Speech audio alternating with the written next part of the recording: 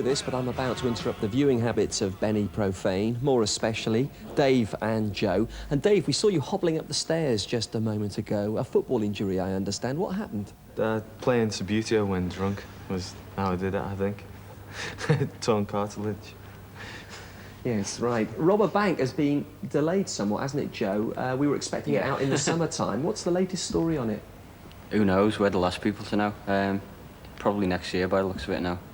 It's not going to be a Christmas single. No. Yeah, there's a chance that it might be out before Christmas, but it's probably going to be early January, followed closely by the LP, we hope. What's been the problem then, Dave? It's been to do with Red Rhino having financial problems and not speaking to anybody. Yeah, it's quite complicated, but I think they owe the pressing plant some money, and they still haven't paid them. It's supposed to be getting sorted out soon. Red Rhino being the distribution company, but it must have been hugely frustrating for you the past few months. Yeah. Well, they actually lied to us. They kept telling us that it'd be out next. Instead of telling us they had problems and just sort of saying, hold on, the single's not coming out for a while, they said it'll be out next week. And we were waiting for it to come out next week for about 3 months nearly, until they finally admitted that, you know, it was on hold.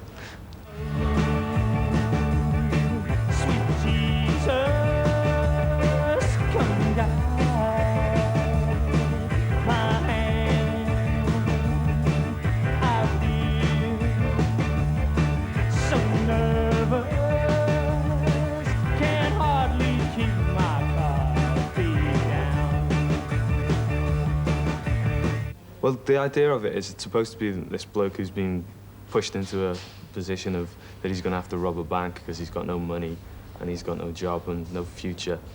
And the idea is he's waking up on the morning of he's going out to do this bank job, and he's sort of, let's see, what's a polite way of putting it? He's quite scared. And he's wondering if he'll be able to keep his breakfast down, but when he goes into the raid, and he doesn't want to let his mates down because they'll probably kill him. So, I mean, that's basically the idea, is sort of thoughts going through his mind as he's preparing to go out and rob a bank.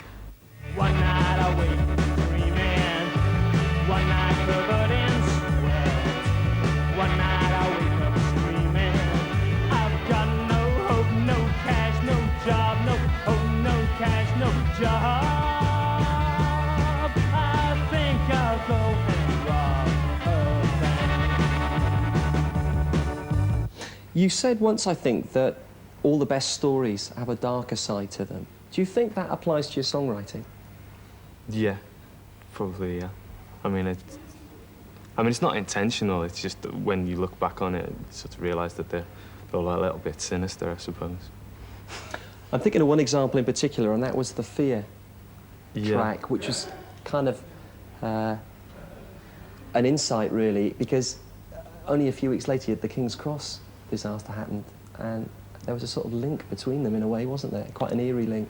It was just, I had the idea of a song, just somebody having this panic attack, and it was, just for the sake of the song, it was in a station and on an escalator, because I remember when I was a kid going on an escalator with my grandma, and she fell down the escalator kind of thing, and sort of, for a few years that I had this like sort of panic about going on escalators, really.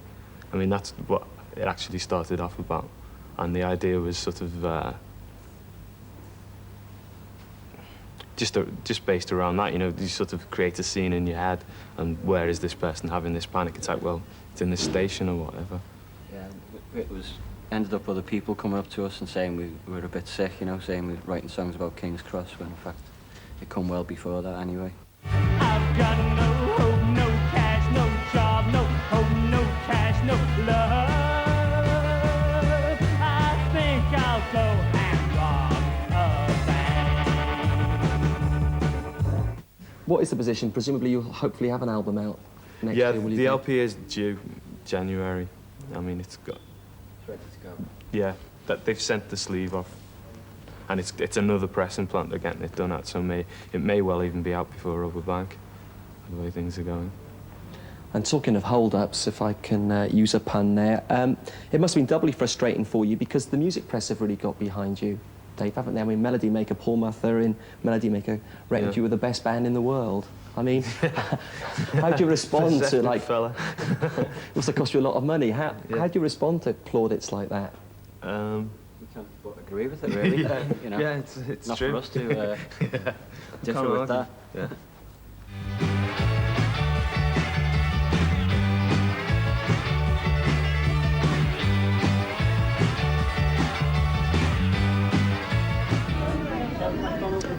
Well, we've had a great 3 programmes here in Liverpool. We'd like to extend a big thank you to everyone for making us so welcome, and indeed for all those that bought us the odd lemonade shandy. We'll see you back in London next week in most areas for the best of 88's Rockin' in the UK. Take care of yourselves until then. Bye-bye.